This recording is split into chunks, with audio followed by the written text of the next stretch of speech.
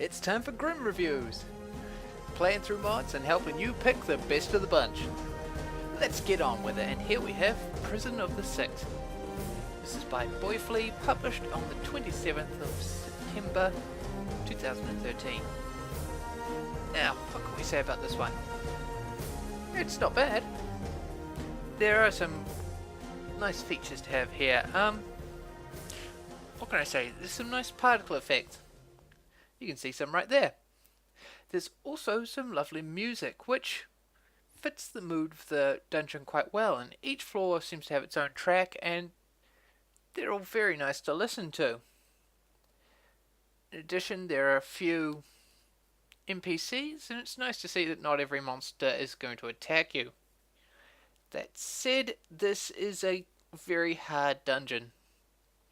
The combat in particular is quite heavy and quite difficult. Now, the description doesn't mention whether or not this is a high level dungeon, and so I went into it with my party down here, one mage, one fighter, at level 1. Unfortunately, I think this is probably a high level, because half the time I'm dealing either 0 or low damage, and it's just ridiculously tough. The layout is fair. It's nothing special, and there's some decorations about, but in terms of layout, there's nothing here really to write home about. It's good. Not great, good. Puzzles, a bit on the easy side. You never reach a point where it's unclear what to do. In fact, they may be a little too easy, if there's anything to be said there. There is a fair story. Nothing really, again, to write home about.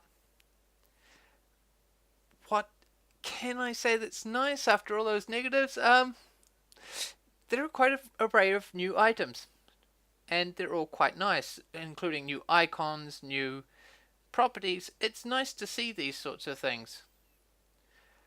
There's also a problem with this, because the items don't seem to be... The item progression seems rather poor. For example, I couldn't find any axes, which is unfortunate because my fighter is built around axes, and I found plenty of swords. I found a cudgel later on, but nothing significant, and this was a bit of a problem, obviously, because you're building up your characters, you want to have a wide array of weapons and items, and it doesn't seem like it's catering for anything beyond the sword fighter, really. There were some daggers, there was one mage orb, that's about it. It came somewhere in the middle of the dungeon, but other than that, no, it doesn't seem like there's a wider range of builds which are being catered for here. Another problem is definitely that there isn't a clear idea of what exactly you're supposed to be doing. You're supposed to be collecting 6 bodies from within the dungeon, and the game has multiple endings depending on what you choose to do with them. There are 2 factions which you can actually return these bodies to in order to determine how this is going to go, and that's a nice feature. It does add some lovely replayability to have, actions within the dungeon itself affecting the story rather than something more minor. It's a very nice feature. But yes, it isn't clear where you're going. It's very easy to get lost, and I found myself wandering around aimlessly through sections which I had already cleared, being chased by wardens which I couldn't kill because I had no idea where the hell I was supposed to go. I wasn't sure where the secret room, which I'd obviously missed, was, and it took me about an hour to eventually find the item I needed in order to progress. It was a bit of a problem.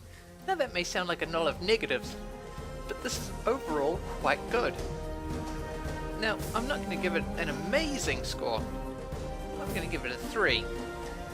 This doesn't do anything to blow your mind, and it's not really offering much above the standard Grimrock experience, and what it does offer is marred by the negatives, bringing the score down.